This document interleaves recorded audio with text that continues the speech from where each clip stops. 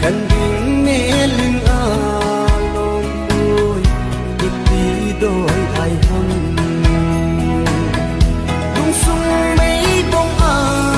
singin angui benta lechung nga kalung tu tana le ni hi amul suta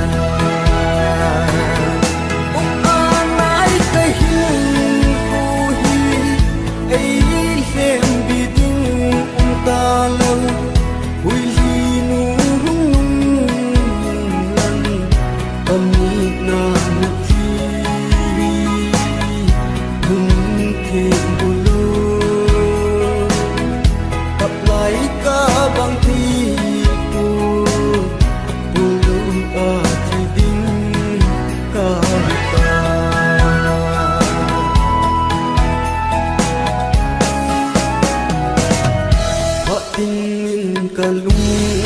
laya mangmon lan zingi chol hanun zong hi nanti ilal kin tu ho info adeni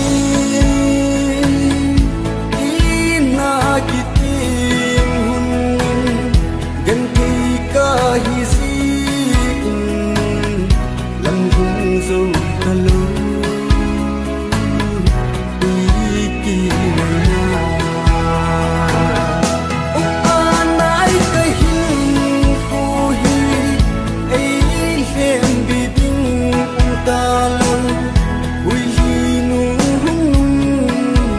lan kami na chi hum ke bang thi tu tu a thi ding ka ta